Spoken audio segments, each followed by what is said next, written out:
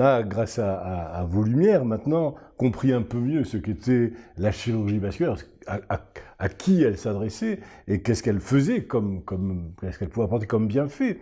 Moi, j'aimerais vous poser une question. Vous avez commencé vos études il y a quelques années, vous avez pratiqué, vous êtes passé par la grande école de chirurgie de Paris, mais, et vous l'avez dit au début, ce que vous avez vécu, ce que vous avez appris, n'a quasiment rien à voir avec ce que vous faites aujourd'hui.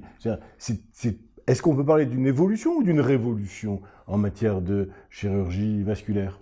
La question est difficile parce qu'en fait, où vous avez raison, c'est que actuellement, il n'y a aucune commune mesure entre la chirurgie que nous pratiquons et celle que j'ai connue au début de mes études de chirurgie. Ça, c'est certain. C'est une évolution qui est progressive quand même, qui est marquée par certains paliers et certains sauts, mais qui évolue toujours dans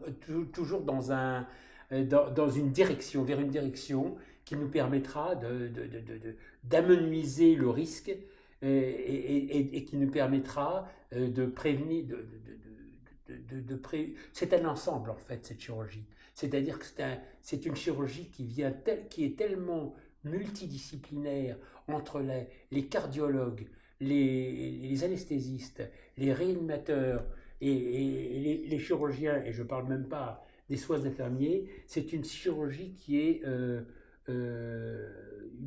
complète et qui nous permet donc d'évoluer parce que j'oublie dans ce panel les ingénieurs qui quand même travaillent beaucoup, l'industrie du matériel qui évolue d'une façon prodigieuse avec des recherches et développements magnifiques.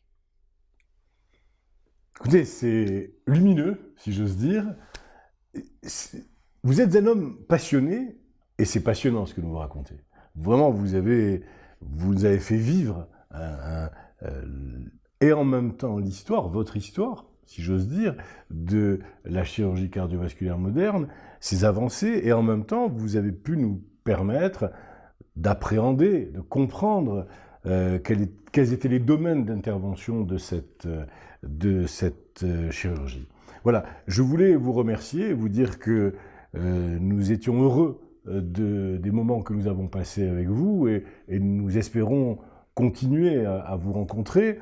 Je m'adresse ici à tous nos auditeurs, à nos téléspectateurs, en vous disant que c'était un grand honneur pour nous d'avoir aujourd'hui David Fermont à nos côtés. Je pense que vous mesurez l'importance de cette conférence, certainement pas, en tout cas de cet entretien amical. Et encore merci à vous et bienvenue chez Live Doctor. Je vous remercie.